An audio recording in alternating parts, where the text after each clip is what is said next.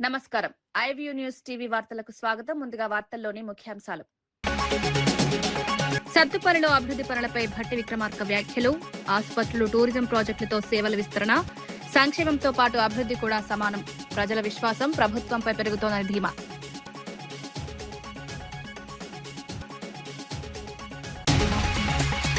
Srihari arrest చట్ట విరుద్దమని మనోహర్ రెడ్డి వ్యాఖ్య.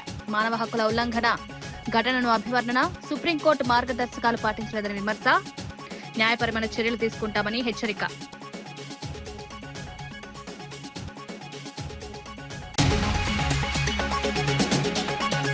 ఆరోగ్యశ్రీ పరిమితి పెంపు, మంత్రి పొంగులేటి ప్రకటన. పేదలకు వైద్య సహాయం 10 లక్షల వరకు పెంపు, ఆసుపత్రుల అభివృద్దిపై ప్రత్యేక దృష్టి, వైద్య ఖర్చుల భారం తగ్గించడమే లక్ష్యం.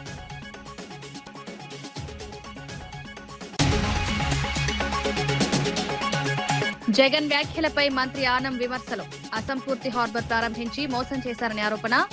కూటమి ప్రభుత్వం అభివృద్దికి కట్టుబడి ఉందని స్పష్టం. అధికార మెజారిటీ ప్రభుత్వంపై విమర్శలు.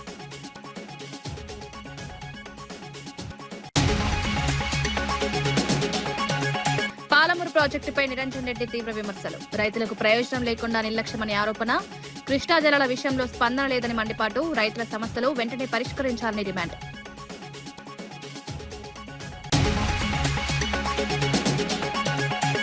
మాజీ సీఎం వైఎస్ జగన్ సిపిఆర్ఓ పూడి శ్రీహరి అరెస్టుపై తిరుపతి ఎంపీ గురుమూర్తి తీవ్రంగా స్పందించారు. ఈ అరెస్టు పూర్తిగా అప్రజాస్వామిక చర్యని విమర్శించారు. కూటమి ప్రభుత్వం రెడ్ బుక్ రాజ్యాంగాన్ని అమలు చేస్తోందని, రాష్ట్రంలో సెలెక్టివ్ గవర్నెన్స్ నడుస్తోందని ఆరోపించారు. ప్రజాస్వామ్య విలువలు దెబ్బతింటున్నాయని, విభేదాలను అణచివేయడానికి ప్రభుత్వం అధికారాన్ని దుర్వినియోగం చేస్తోందన్నారు. ఇలాంటి పరిస్థితులు ఎక్కువ కాలం కొనసాగవని హెచ్చరించారు. రాజకీయ కక్ష సాధింపుతోనే ఈ అరెస్టు జరిగిందని అభిప్రాయపడ్డారు. ఖచ్చితంగా ధైర్యంగా ఎదుర్కొనే ఆత్మస్థైర్యం ఆయనలో మెండుగా ఉంది. ఎందుకంటే కూటమి ప్రభుత్వం చేస్తున్నటువంటి తప్పుల్ని ఖచ్చితంగా వైఎస్ఆర్ కాంగ్రెస్ పార్టీ తరపు నుంచి ఎత్తి చూపిస్తూనే ఉంటారు. ఇలా సెలెక్టివ్ గవర్నెన్స్ అనేది ఈ దేశంలో ఎక్కడా లేదేమో, కేవలం ఆంధ్ర రాష్ట్రంలోనే ఉంది. ఆంధ్ర రాష్ట్రంలో జరుగుతున్నటువంటి ప్రభుత్వ పాలన రాజ్యాంగ స్ఫూర్తికి విరుద్ధంగా ఉంది. కొందరికే ప్రభుత్వం, అందరికీ ప్రభుత్వం కాదు అన్న చందన ఉంది. సో ఎవరైతే దాడులకి గురవుతారో, దాడులకు బలవుతారో వాళ్ళు పెట్టే కేసులకు మాత్రం ఎలాంటి చర్యలు ఉండవు. దాడి చేసిన వాళ్ళే కేసులు పెడితే మాత్రం దానికి మాత్రం చర్యలు ఉంటాయి, అరెస్టులు ఉంటాయి. ఈ కూటమి ప్రభుత్వ పాలనలో ఇలా వైఎస్ఆర్ కాంగ్రెస్ పార్టీకి సంబంధించినటువంటి ముఖ్య నాయకుల్ని భయపెట్టాలంటే అది కూటమి ప్రభుత్వం వల్ల కాదు. ఖచ్చితంగా వైఎస్ఆర్ కాంగ్రెస్ పార్టీ నాయకులందరూ కూడా మీరు చేసే అరాచకాలని ఖచ్చితంగా ఎత్తి చూపుతూనే ఉంటారని వైఎస్ఆర్ కాంగ్రెస్ పార్టీ తరఫు నుంచి ఈ అరెస్ట్ని ఖండిస్తా ఉన్నాం. పరిగి ప్రాంతంలోని కల్లాపూర్, రాపోల్, భట్ల చందారం గ్రామాల రైతులు తమ భూముల స్వాధీనంపై తీవ్ర ఆందోళన వ్యక్తం చేస్తున్నారు. పరిశ్రమల పేరుతో కాంగ్రెస్ ప్రభుత్వం బలవంతంగా భూములు తీసుకుంటోందని ఆరోపిస్తున్నారు. రైతులకు సరైన భరోసా లేకుండా తీసుకుంటున్న చర్యలు అన్యాయమంటున్నారు. కౌలు రైతులు, కూలీలకు హామీ ఇచ్చిన ఆర్థిక సహాయం కూడా అందడం లేదని మండిపడుతున్నారు. ఇచ్చిన మాటలు అమలు కాకపోవడంతో ప్రభుత్వంపై నమ్మకం కోల్పోయామని చెప్తున్నారు. అదే మోసం చరిత్ర చూస్తున్నాం కాబట్టి ఇలా నమ్మకం లేదు. మరి పరిగిలో 1200 ఎకరాలు గుంజుకుంటే అన్న 1000 ఎకరాలు కూడా అసైన్డ్ భూములే ఉన్నాయి. మిగతా 200 పట్టా భూములు ఉన్నాయి. ఆ మిగతా 200 కూడా మొత్తం చిన్న సన్న రైతులే ఉన్నారు. అందరు కూడా ఎస్సీ, ఎస్టీ, బీసీ, మైనారిటీలు వీళ్ళ భూములే ఉన్నాయి తప్పితే ఎవరి కూడా పెద్దవాళ్ళ భూములు లేవు. ఎందుకు ఈ మాట అంటున్నామంటే తక్కువ భూములు ఉన్నాయి చిన్నోళ్ళ దగ్గర, ఉన్న ఆ భూమి కూడా గుంజుకున్నారు. వైఎస్ఆర్సీపీ ప్రధాన కార్యదర్శి పూడి శ్రీహరి అరెస్టుపై మాజీ ఎమ్మెల్యే కాసు మహేష్ రెడ్డి తీవ్ర విమర్శలు చేశారు. ప్రభుత్వ అసమర్థతలను బయటపెట్టడమే నేరమైందన్నారు. మీడియా ద్వారా ప్రజలకు నిజాలు చెప్తున్నందుకు కక్ష సాధింపుతో అరెస్టు జరిగిందని ఆరోపించారు. చంద్రబాబు ప్రభుత్వం ప్రజాస్వామ్యాన్ని అణచివేస్తోందని మండిపడ్డారు. రాజకీయ విభేదాలను అణగదొక్కేందుకు అధికారాన్ని ఉపయోగిస్తున్నారని విమర్శించారు. గతంలో ఫ్రాక్షనిజం అంటే ఏదో ఒక నియోజకవర్గానికో ప్రాంతానికో పరిమితమయ్యేది. కానీ ఈ రోజున చంద్రబాబు నాయుడు గారు చేస్తున్న రాజకీయం 2 పార్టీల మీద ఫ్రాక్షన్ నడిపినట్టుంది. ఎవరో ఎక్కడో సోషల్ మీడియా పోస్టు పెడితే దానికి రాష్ట్ర ప్రధాన కార్యదర్శిని అరెస్ట్ చేయడం ఎంతవరకు సమంజసం ఆలోచించుకోండి. ఇదే ధోరణి కొనసాగితే రేపు తెలుగుదేశంలో ఉన్న పత్రికలు కావచ్చు, పత్రికాధిపతులు కావచ్చు, విలేకరులు కావచ్చు, లేదు సోషల్ మీడియా వాళ్ళు కావచ్చు, ఎటువంటి పరిస్థితులు ఎదుర్కోవాల్సి వస్తుందో జగన్మోహన్ రెడ్డి గారి చేతుల్లో ఆలోచించుకోమని చెప్తున్నా. కానీ ఆలోచించే పరిస్థితిలో చంద్రబాబు నాయుడు గారు లేరు. ఫ్రాక్షనిజాన్ని కొనసాగిస్తున్నాడు. దీనికి ప్రతిఫలం 3 సంవత్సరాల తర్వాత జగన్మోహన్ రెడ్డి గారు ముఖ్యమంత్రి అయిన తర్వాత తప్పకుండా అనుభవిస్తారని తెలియజేస్తారు. పూడి శ్రీహరి అరెస్టు చట్టవిరుద్ధమని వైఎస్ఆర్సీపీ లీగల్ సెల్ అధ్యక్షుడు మనోహర్ రెడ్డి తెలిపారు. ఈ అరెస్టు మానవ హక్కుల ఉల్లంఘన కిందికి వస్తుందన్నారు. సుప్రీంకోర్టు మార్గదర్శకాలను పాటించకుండా కుటుంబ సభ్యులకు సమాచారం ఇవ్వకుండా అరెస్టు చేయడం తప్పని విమర్శించారు. సివిల్ డ్రెస్ లో అరెస్టు చేయడం చట్టానికి విరుద్ధమని పేర్కొన్నారు. ఈ ఘటనపై న్యాయపరమైన చర్యలు తీసుకుంటామని హెచ్చరించారు. ప్రజాస్వామ్య వ్యవస్థను కాపాడాల్సిన బాధ్యత ప్రభుత్వంపై ఉందని గుర్తు చేశారు. అక్రమంగా అరెస్టు చేయడం అనేది, మానవ హక్కులను హరించడం అనేది స్పష్టంగా తెలియజేయదలుచుకున్నాం. ఎందుకంటే కనీసం డీకే బస్సు జడ్జిమెంట్ ప్రకారం, సుప్రీంకోర్టు జడ్జిమెంట్ ప్రకారం అందులో పొందుపరిచిన తీర్పులో స్పష్టంగా పేర్కొన్నారు, మీరు అరెస్టు చేసేటప్పుడు వాళ్ళ కుటుంబ సభ్యులకు కనీసం సమాచారం తెలియజేయకపోతే అది ఇల్లీగల్ అరెస్టుగా భావించి వారిపైన తగిన చర్యలు తీసుకోవాల్సి వస్తుందని చెప్పి. రెండో అంశం, అసలు పోలీసు వాళ్ళకి ఎవరు ఇచ్చారు అసలు డ్రెస్సులు లేకుండా అరెస్ట్ చేయడం? సివిల్ డ్రెస్సుల్లో వచ్చి ఎవరు గుండాలా మీరు, లేకపోతే రౌడీలా? కనీసం పోలీసు వాళ్ళు ఆ డ్రెస్సులో అన్న వచ్చి అరెస్ట్ చేయాలి కదా. అది కూడా చట్టవిరుద్ధమే. అది కూడా అనేక తీర్పులు చెప్తున్నాయి. ఇట్లాంటి పోలీసులు ఏదైనా సివిల్ డ్రెస్సులో ఇట్లా రావడం అనేది దుర్మార్గమైంది, అది తప్పుడు విధానము, అది రాజ్యాంగ సూత్రాలకు విరుద్ధమని స్పష్టంగా చెప్తున్నప్పటికీ వాళ్ళు సివిల్ డ్రెస్లో వచ్చి రౌడీల్లాగా బిహేవ్ చేసి అరెస్ట్ చేయడం చాలా అప్రజాస్వామ్యం. అది కూడా వీటిల్లో ఇది ఏ కేసుకు సంబంధించి అరెస్ట్ చేస్తున్నారో తెలియదు, ఎవరికి ఇంటిమేట్ చేస్తున్నారో తెలియదు, లేకపోతే పోలీసులు చేస్తున్నారా, రౌడీలు వచ్చారా అని తెలియదు. నిన్న డీజీపీ గారు స్టేట్మెంట్ ఇస్తే సంతోషించాం. ఈ రాష్ట్రంలో సోషల్ మీడియాను ఉక్కు పాదంతో అణచివేస్తామని చెప్పి. ఎందుకంటే ఇవాళ వాళ్ళ దృష్టిలో సోషల్ మీడియా అంటే మొట్టమొదటి ఈ స్టేట్మెంట్ ప్రభావం ప్రకారం ఇవాళ మా వైఎస్ఆర్సీపీ రాష్ట్ర కార్యదర్శి మీడియా వ్యవహారాలు చూసే పూడి శ్రీహరి గారిని మొట్టమొదటి టార్గెట్గా భావించడం అని మేము భావిస్తున్నాం. ఎందుకంటే నిన్ననే ఒక థింక్ అనే ఒక సోషల్ మీడియాలో ఒక యూట్యూబ్ ఛానల్లో జగన్మోహన్ రెడ్డి గారి సతీమణి గురించి, జగన్మోహన్ రెడ్డి గారి వ్యక్తిగత కుటుంబ వ్యవహారాల గురించి నిరాధారమైన ఆరోపణలు చేసి రాష్ట్ర వ్యాప్తంగా అది. వైఎస్ఆర్సీపీ నేత సజ్జల రామకృష్ణారెడ్డి పూడి శ్రీహరిపై అరెస్టుపై తీవ్రంగా స్పందించారు. ఎలాంటి ముందస్తు నోటీసు ఇవ్వకుండా అక్రమంగా అరెస్టు చేశారని ఆరోపించారు. పోలీసులు వచ్చి తీసుకువెళ్లే విధానం చూస్తే అది చట్టబద్దమా లేక గూండాల చర్యలా అనిపించిందన్నారు.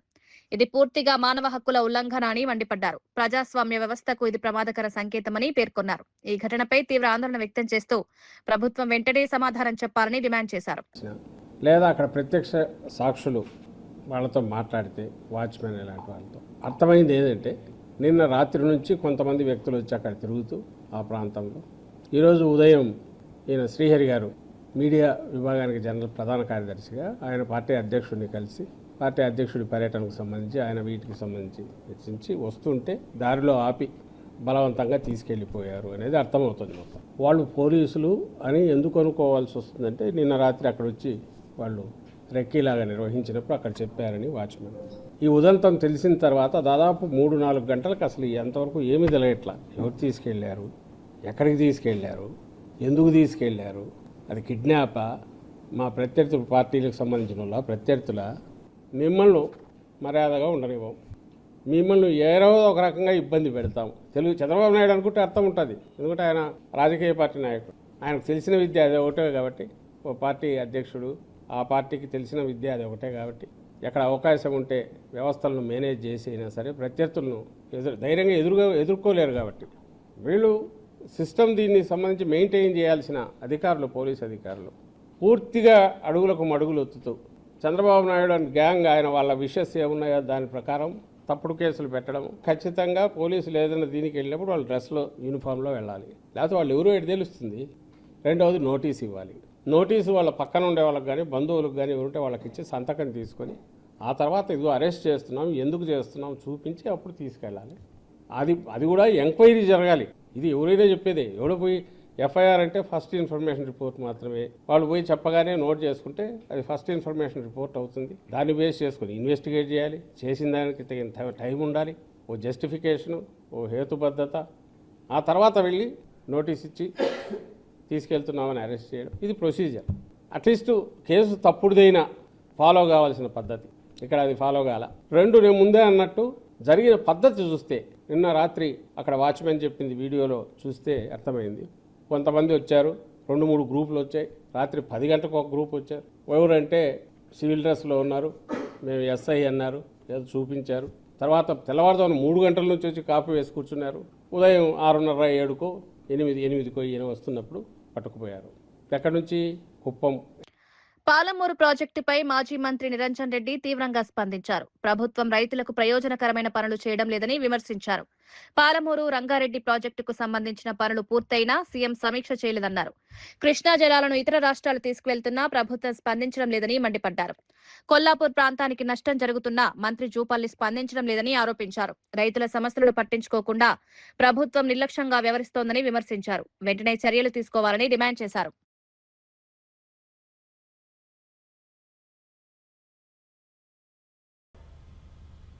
%90 పూర్తయినటువంటి పాలమూరు రంగారెడ్డి ప్రాజెక్టు 10% పనులు పూర్తి చేస్తే అయిపోయేది.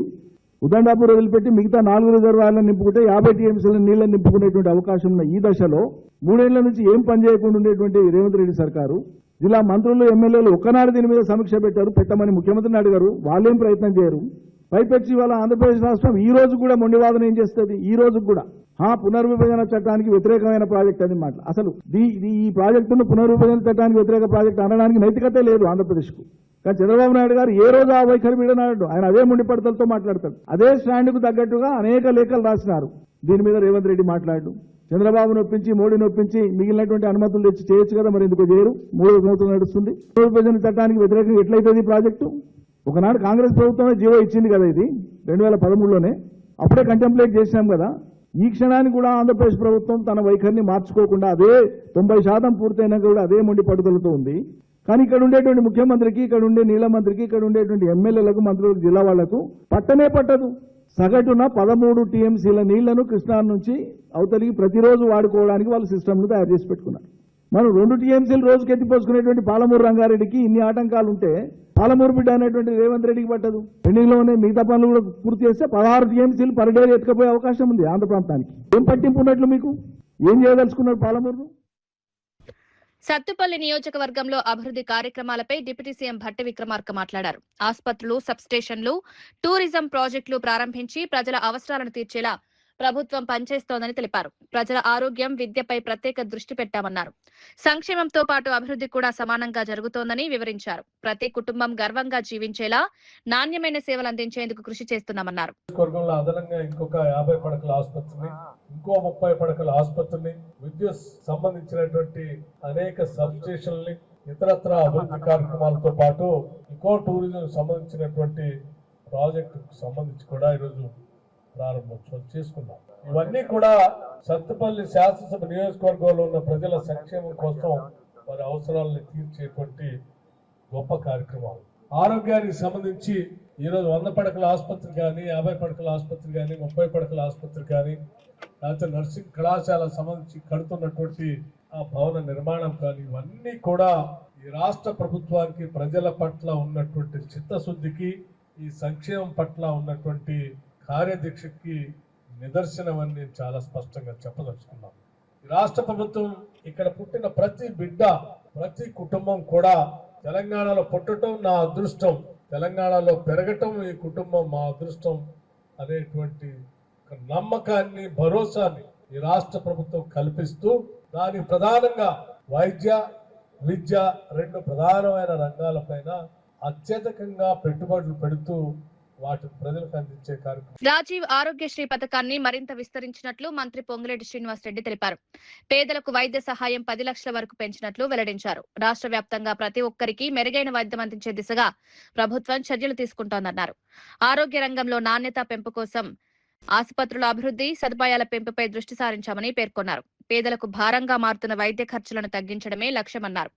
ప్రభుత్వ ఆసుపత్రులను బలోపేతం చేస్తూ ప్రజలకు అందుబాటులో సేవలందిస్తున్నామన్నారు. ఆరోగ్యశ్రీ కార్యక్రమం ద్వారా ప్రతి పేదవాడికి 5 లక్షల బదులు 10 లక్షలు ఇస్తాను వైద్యానికి అని చెప్పి అన్న మాట ప్రకారం ఈనాడు రాష్ట్ర వ్యాప్తంగా నిరుపేదల కోసం 10 లక్షల రూపాయలు వైద్యానికి రాజీవ్ ఆరోగ్యశ్రీ కార్యక్రమం ద్వారా మీరు ఎన్నుకున్న ప్రభుత్వం ఈనాడు ఇస్తుంది. మీకు తెలియంది కాదు, ఆనాటి ప్రభుత్వం వివిధ స్థాయిల్లో ఏవైతే మెడికల్ కాలేజీలు కానీ, హాస్పిటల్స్ కానీ, నర్సింగ్ కాలేజీలు కానీ, గొప్పలకు చెబుతూ ప్రారంభించారు. కాగితాలకే పరిమితమైతే ఆ హాస్పిటల్స్ కానివ్వండి, ఆ మెడికల్ కాలేజీలు కానివ్వండి, నర్సింగ్ కాలేజీలు కానివ్వండి పూర్తి చేసి వడిగా పేదవాడికి మెరుగైన వైద్యం ఇస్తుంది ఈ ప్రభుత్వం. దానికి ఉదాహరణ ఈ రోజు సత్తుపల్లిలో 3 హాస్పిటల్స్ ఆనాడు మధ్యలో వదిలేస్తే వాటిని పూర్తి చేసి ఇంతకు ముందే ఓపెన్ చేసుకున్నాం. అదే రకంగా హైదరాబాద్ లో గాంధీ ఉస్మానియా హాస్పిటల్స్ ని ఆనాటి ప్రభుత్వం కార్పొరేషన్ ఎన్నికల్లో అద్భుతంగా కార్పొరేట్ హాస్పిటల్స్ కి ధీటుగా హాస్పిటల్స్ కట్టిస్తున్నాను 3 ప్రాంతాల్లో అని ప్రగల్భాలు పలికారే తప్ప ఆనాడు కట్టల. అటువంటిది మీరెన్నుకున్న ఈ నెల్లూరు జిల్లా జువ్వలదిన్నె హార్బర్ అంశంపై వైఎస్ జగన్ వ్యాఖ్యలకు మంత్రి ఆనం రామనారాయణ రెడ్డి ఘాటుగా స్పందించారు. అసంపూర్తిగా ఉన్న హార్బర్ ను ఎన్నికల ముందు ప్రారంభించి మత్స్యకారులను జగన్ మోసం చేశారని ఆరోపించారు. కూటమి ప్రభుత్వం టెక్నాలజీతో మత్స్యకారులకు ఉపాధి కల్పిస్తుంటే జగన్ రాజకీయాలు చేస్తున్నారని విమర్శించారు. తక్కువ సీట్లున్న నాయకుడు అధిక మెజారిటీ ఉన్న ప్రభుత్వానికి హెచ్చరికలు ఇవ్వడం హాస్యాస్పదమని ఎద్దేవా చేశారు. పొందాలని చేసేటువంటి ప్రయత్నమే తప్ప వేరొకటి కాదు. ఇవాళ మీరు చేసిన పని అదే. ఈనాడు అటానమస్ మ్యారిటైమ్ షిప్ యార్డ్ని ఏర్పాటు చేస్తున్నాం, ఉపాధిని కల్పించే ప్రయత్నం చేస్తున్నాం. ఇది ప్రైవేటీకరణనో లేకుంటే మరొకటనో మాట్లాడితే ఇది మత్స్యకారుల రేపటి యువతని వాళ్ళ భవిష్యత్తును దెబ్బతీయడానికి మీరు చేసినటువంటి ఒక తప్పుడు ఆరోపణ, ఒక తప్పుడు ప్రయత్నం అని చెప్పి చెప్పక తప్పదు. ఇవాళ మాట్లాడుతున్నాడు, వార్నింగ్ ఇస్తారు. ఎవరికి? 94% స్ట్రైక్ రేట్తో ఈ రాష్ట్ర ప్రజానీకం భారతీయ జనతా పార్టీ, జనసేన పార్టీ, తెలుగుదేశం పార్టీల నాయకుడిగా ఇవాళ రాష్ట్ర ముఖ్యమంత్రిగా ఉన్న చంద్రబాబు నాయుడికి వార్నింగ్ ఇస్తాడు. ఈయన నీ స్థాయి 11 స్థానాలు, చంద్రబాబు నాయుడు స్థాయి 164 స్థానాలు. నువ్వు మాట్లాడేటప్పుడు నీ స్థాయి ఏందో తెలుసుకోవాలి కదా, నీ హోదా ఏందో తెలుసుకోవాలి కదా. ఈ రాష్ట్ర ప్రజానీకం నీకు ప్రతిపక్ష హోదా కూడా ఇవ్వలేదని నువ్వే చెప్పుకున్నావు. నీ 11 స్థానాల వాళ్ళని అసెంబ్లీకి రానికుండా చేశావు. 11వ తారీఖున జరిగే అసెంబ్లీకి 11 మంది శాసనసభ్యులతో వచ్చి 11 నిమిషాలు కూడా ఉండకుండా పారిపోయిన పెద్ద మనిషివి నువ్వు చంద్రబాబు నాయుడు గారికి వార్నింగ్ ఇస్తావా? అంత శక్తి నీకుందా? ఊరికే నోరుందని ఏదని. తనపై వస్తున్న ఆరోపణలపై ప్రముఖ గాయని మంగ్లీ భావోద్వేగానికి లోనయ్యారు. తాను పాటల ప్రపంచం తప్ప మరేమీ తెలియదని పేర్కొన్నారు. తన పేరు వాడుకుని కొందరు డబ్బులు వసూలు చేస్తున్నారని ఆవేదన వ్యక్తం చేశారు. తప్పు నిరూపితమైతే ఏ శిక్షకైనా సిద్ధమని తెలిపారు. ఈ ఘటన వల్ల తన కుటుంబం తీవ్రంగా ఇబ్బందులు పడుతోందని కన్నీరు పెట్టుకున్నారు. బాధితులకు అండగా ఉంటానని హామీ ఇచ్చారు. నిందితులపై కఠిన చర్యలు తీసుకోవాలని డీజీపీని కోరినట్లు వెల్లడించారు. మీరు పెట్టేదానికి కింద కామెంట్లు చూసి కుమిలిపోతున్నా, నా వల్ల కావట్లేదు. అసలు దయచేసి చెప్తున్నా, నేను తప్పు చేస్తే మళ్ళీ చెప్తున్నా, నన్ను ఎక్కడికైనా పిలవండి, నేను ఎక్కడికైనా రానికి సిద్ధం. ఏ పోలీస్ స్టేషన్ గడప తొక్కనికన్నా సిద్ధం, జైలుకి పోవడానికి కూడా సిద్ధం. నాకు అసలు ఆ బాధితుల్ని చూస్తుంటే ప్రాణం పోతే చాలా బాధ అనిపిస్తుంది. వాళ్ళు నా మీద అనిపిస్తున్నా కూడా మంగ్లీ అని చెప్పి, ఏమీ లేని మంగ్లీ అక్కడ, అసలు మంగ్లీకి సంబంధమే లేదు. వాళ్ళు చెప్తున్న బాధ అనిపిస్తుంది నాకు. ఎందుకంటే ఆ పేదరికం నుంచి నేను వచ్చాను, నాకు తెలుసు అది ఆ పెయిన్ ఎట్లుంటది అనేది. వాళ్ళ దగ్గర నుంచి వాళ్ళని ఏమనాలి అసలు నాకు అర్థం కావట్లేదు నోటితో. ఆ మధు నాయకు, ఆ హేమకాంత్ రెడ్డి, ఈ సుబ్బారావు, ఏంది అసలు ఈ గేమ్ అంతా ఏందో నాకు అసలు ఏమీ కూడా అర్థం కావట్లేదు. గత 30 రోజుల నుంచి నా ప్రోగ్రామ్స్, నాకు అన్ని కూడా రికార్డింగ్స్ అన్ని కూడా వదులుకోవడం జరుగుతుంది. నాకు అసలు దయచేసి చెప్తున్నా, చేతులు జోడించి చెప్తున్నా, నా తప్పు ఉంటే నన్ను ఏ శిక్ష విధించినా కూడా నేను పడడానికి నేను రెడీ. కానీ దయచేసి నా మీద ఏమైనా కోపం ఉంటే దయచేసి చెప్తున్నా, మీరు చూపించే దాన్ని బట్టి ప్రజలందరూ కూడా మిస్లీడ్ అవుతుంది. ప్రజలందరూ ఏమనుకుంటారు, అరే ఏంది అసలు ఏంది మంగ్లీ అని చెప్పి అనుకోరా, నమ్మరా వాళ్ళు? డౌట్ వస్తుంది కదా. ఎంత ప్రేమించే నన్ను, ఎంత ప్రేమించే నా పాటలను హేట్ చేస్తున్నారు. అది దేనివల్ల? మీడియా వల్లనే కదా. మన media, social media, main stream media వల్లనే కదా. దయచేసి చెప్తున్నా, నేను రిక్వెస్ట్ చేస్తున్నా మీ అందరికీ, నేను అసలు ఈ ఒక్క మాట కూడా అనట్లేదు. మీడియా లేకపోతే అసలు నేను లేను. సోషల్ మీడియా లేకపోతే నేను మళ్ళీ చెప్తున్నా, నేను లేను. ఏదన్నా తెలిసి తెలియక తప్పు మాట్లాడితే నన్ను క్షమించండి. మీరు లేకపోతే నేను లేను. నా అన్నదమ్ములు లాంటి వాళ్ళు మీరందరూ కూడా ఓకే. ప్లీజ్ ప్లీజ్ ప్లీజ్ నా ఫోటో దయచేసి వాడకండి. దీనికి నాకు సంబంధం లేదు. ఎందుకు నా ఫోటో వాడుతున్నారు? ఇక్కడ మెయిన్ ఎవరు? మధు నాయక్, హేమకాంతి రెడ్డి, ఈ సుబ్బారావు అనే వ్యక్తి అడ్వకేట్, వీళ్ళు. ఆ మధు నాయక్, హేమకాంత్ రెడ్డి ఎవరి దగ్గర నుంచి కలెక్ట్ చేసిండు పైసలు? బాధితుల నుంచి. బాధితులకు నేను అండగా ఉంటా. ఏమైందో ఇది బాధితులకు న్యాయం జరగాలని ఈ కేసు ఏమైనా ఇట్లా అవుతుందేమో ఏమో తెలియదు, భగవంతుడు తెలుసు తేరుక. కానీ నేను వాళ్ళకు తప్పకుండా అండగుంటా. వాళ్ళకు న్యాయం జరగాలి. ఈ మధు నాయక్ని, హేమకాంత్ రెడ్డి గారిని, నా మీద బ్యాడ్గా దుష్ప్రచారం చేసిన అన్ని సోషల్ మీడియా ఛానల్స్ అన్ని కూడా తిరిగి దుష్ప్రచారం చేసినటువంటి ఆ సుబ్బారావు గారికి కూడా చేతులెత్తి దండం పెడుతున్నా. వాళ్ళని కఠినంగా శిక్షించాలి అని చెప్పి పోలీస్ శాఖ నేను కోరుతున్నా. ఇన్వెస్టిగేషన్ చేయాలి, ఫెయిర్ ఇన్వెస్టిగేషన్ చేయాలి. మహిళా రిజర్వేషన్ బిల్లు, డీలిమిటేషన్ అంశాలపై కాంగ్రెస్ అధ్యక్షుడు మల్లికార్జున ఖర్గే కేంద్ర ప్రభుత్వంపై తీవ్ర విమర్శలు చేశారు. ప్రతిపక్షాలను అణచివేయడానికే కేంద్రం ఈ చర్యలు తీసుకుంటోందని మండిపడ్డారు. డీలిమిటేషన్ పేరుతో కేంద్రం రాజకీయ లాభాల కోసం ప్రయత్నిస్తోందని ఆరోపించారు. ఈ ప్రక్రియను తాము అంగీకరించబోమని స్పష్టం చేశారు. జమ్మూ కాశ్మీర్, అస్సాంలో జరిగిన తప్పిదాలు మళ్లీ జరగనివ్వమని హెచ్చరించారు. పార్లమెంట్లో ప్రతిపక్షాలు ఐక్యంగా పోరాడతాయని తెలిపారు.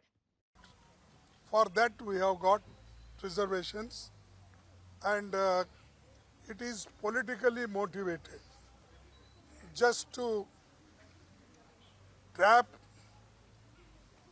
and suppress the opposition parties. The government is doing like this. Therefore, we all have decided we will, though continuously we are supporting Women's Reservation Bill 2010, then even 2023, it is unanimously accepted the constitutional amendment. And we are insisting that they should implement that whatever earlier amendment is passed. And secondly, that delimitation, they are also playing some tricks. Therefore, all party, we are going to take one stand. We unitedly should fight in Parliament and all opposition parties unitedly. And this is the only thing I want to convey you, because we are united in this. And unitedly we have decided and we'll oppose this bill. But I want to tell you, we are not against the reservation. The way in which they have put in the bill, whether it is delimitation, whether they have not even cleared census and almost all powers of the Constitution, the executive is taking, and mostly the power which can be executed by the institutions, the Parliament they have given, so that they can change delimitation at any time. And they have done mistakes, or they have already deceived us in our Assam and also our Jammu and Kashmir, several places. So therefore, we will fight. Tamil Nadu రాజకీయాల్లో సినీ నటుడు విజయ్ ప్రచారం హోరెత్తోంది. చెన్నైలోని త్యాగరాయ నగర్ నియోజకవర్గంలో ఆయన భారీగా ప్రచారం నిర్వహించారు. ప్రజల్లోకి వెళ్లి తనదైన శైలిలో ఆకట్టుకుంటున్నారు. అభిమానులు, ప్రజలు పెద్ద ఎత్తున స్పందిస్తూ మద్దతు తెలుపుతున్నారు. అయితే ప్రచార సమయాలపై పోలీసులు ఆంక్షలు విధించడం రాజకీయంగా చర్చకు దారితీసింది. కొత్త రాజకీయ శక్తిగా ఎదుగుతున్న విజయ్ ప్రభావం రాష్ట్ర రాజకీయాల్లో కీలకంగా మారుతోంది. రాబోయే ఎన్నికల్లో ఆయన పార్టీ ప్రభావం ఎలా ఉంటుందనేది ఆసక్తి నెలకొంది.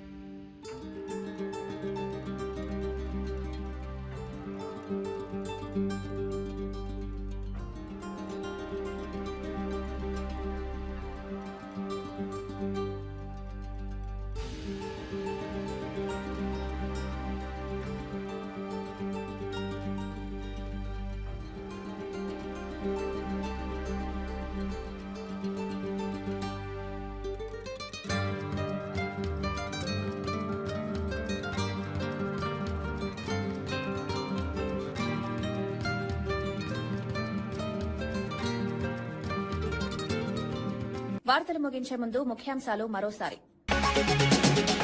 సత్తుపల్లిలో అభివృద్ది పనులపై భట్టి విక్రమార్క వ్యాఖ్యలు. ఆసుపత్రులు, టూరిజం ప్రాజెక్టులతో సేవల విస్తరణ, సంక్షేమంతో పాటు అభివృద్ది కూడా సమానం. ప్రజల విశ్వాసం ప్రభుత్వంపై పెరుగుతోందని ధీమా.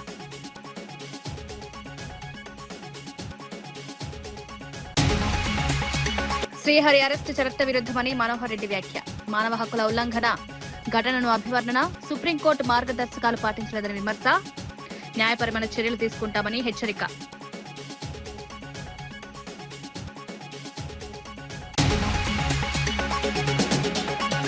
ఆరోగ్యశ్రీ పరిమితి పెంపు. మంత్రి పొంగులేటి ప్రకటన. పేదలకు వైద్య సహాయం 10 లక్షల వరకు పెంపు. ఆసుపత్రుల అభివృద్దిపై ప్రత్యేక దృష్టి. వైద్య ఖర్చుల భారం తగ్గించడమే లక్ష్యం.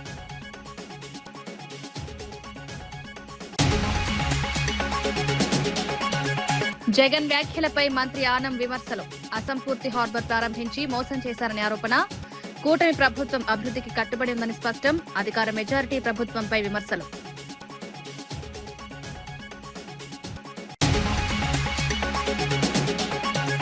పాలమూరు ప్రాజెక్టుపై నిరంజన్ రెడ్డి తీవ్ర విమర్శలు. రైతులకు ప్రయోజనం లేకుండా నిర్లక్ష్యమని ఆరోపణ. కృష్ణా జలాల విషయంలో స్పందన లేదని మండిపాటు. రైతుల సమస్యలు వెంటనే పరిష్కరించాలని డిమాండ్.